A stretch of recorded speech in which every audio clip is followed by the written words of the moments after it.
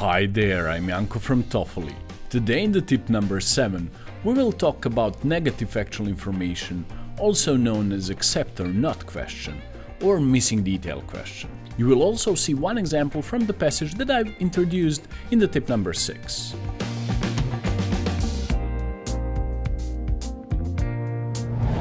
Please, if you really like what we do, share our content and subscribe to our channel so you can help us grow and enable us to produce more videos like this one. As mentioned before, this question type asks you to identify which information is true or explicitly stated in the passage and differentiate it from the answer choice that is not true or that is not explicitly stated in the passage. Remember that one, the answer choice that is false or not explicitly stated in the passage is your correct answer choice in this particular question type. I need to repeat this advice from the previous video as well. Oftentimes, students overlook the word not or accept written in the capital letters. Recognize the true statement in the very first answer choice. Select that one without reading the rest of the answer choices, thinking that they have a detail or factual information question in front of them. And then they move on, foolishly thinking that they got that answer choice right. That is exactly what you don't want to do. Process of elimination is a very useful strategy in this particular question type. But you should be very careful, because revisiting the original paragraph and eliminating one answer choice after another is time-consuming. Limit yourself to 2, maybe 2.5 minutes in this case. So your correct answer choice in this case is the one that is false. This statement sounds a little bit ambiguous and contradictory, but let me explain. Your correct answer choice could be statement that is completely redundant, something that hasn't appeared in the original text at all, or statement that kind of replicated one sentence from the original text to which it seemed totally identical, except for the one word that has changed the meaning of the original sentence. Be careful with can and cannot, purposefully and purposelessly, in the answer choices and in the original text. Let's take a look at one example that I prepared for you. In paragraph 1, all these elements come into play in people's separate decisions about how to obtain their food, except. Again, please do not overlook the word except written in the capital letters or the word not written in the capital letters, and do not, I repeat, do not forget that you have a negative factual information question in front of you at all times while you're searching for the correct answer choice. Usually what I do, I skim through the answer choices quickly and check my understanding, just to try to quickly remember major synonyms and keywords, so I would know what to look for while I scan the text. So let us analyze the first answer choice. I hope that at this point of preparation you should already know the meaning of the word starvation, for example, which means hunger. If you don't know, let's learn it now. Starvation, hunger. Famine is food scarcity. Food might be scarce, but I'm not starving yet. So they are similar, but they are not the same.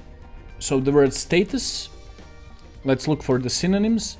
Rank, ranking, position, level, standing, cultural inclination. So culture, the art, everything that is similar, if not the same, to the word culture. Cultural, all other options. So now you can read through the entire text or use scanning method. So what should I do first? I would seek for the word culture or cultural, looking through the middle of the paragraph, a little bit from the left, a little bit from the right side, in kind of spiral shape, or snake slither. Right here, cultural preferences. And you see, it is no coincidence that this word sits in the middle of the paragraph.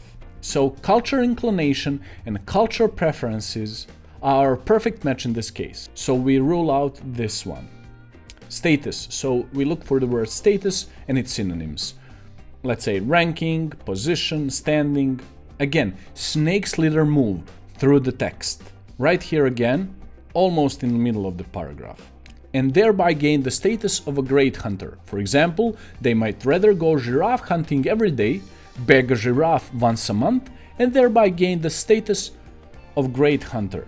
Okay, status. So we eliminate this one as our correct answer choice. So we have eliminated number 2 and number 3 so far. So what we do now, we scan for the keywords starvation, hunger, possibly famine, but we explain the difference. So again, what we do, we start from the beginning using scanning method or snake slither move through the middle of the original text. A little bit from the left, a little bit from the right. And you see hunger right there. People seek food in order to satisfy their hunger and fill their bellies. Using the process of elimination, we removed answer choice 1, 2, and 3. So it is right here. Foods that simply taste good. They also crave specific food, such as protein-rich food, fat, salt, sweet fruits, and foods that simply taste good. All other things being equal, people seek to maximize their return of calories, protein, and other specific food categories by foraging in the way that yields the most return with the greatest certainty for the least effort. You see here, when talking about food that simply tastes good in the sentence number 2, the author does not specify food availability in relation to its taste. However, in the third sentence, at the very beginning, he says all other things being equal. In that context, he may refer to the actual distance from the consumer and its availability.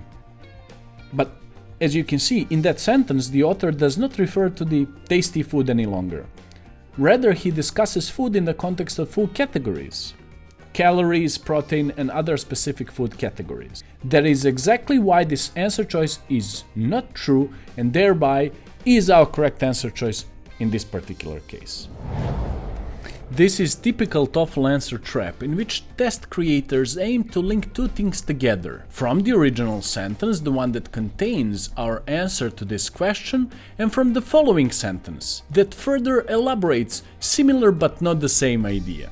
Be very careful with this type of answer trap. This example may have its shortcomings because it was developed by me and obviously I'm not an official test creator from the ETS. My explanation may not satisfy everyone, but its purpose is to motivate you to think in the right direction and pay close attention to the certain tricks like this one. This is all from me for today. I hope that this was helpful. And again, if you really like what we do, please subscribe to our channel and allow us to progress and deliver you a weekly content of the same quality as this one. Cheers!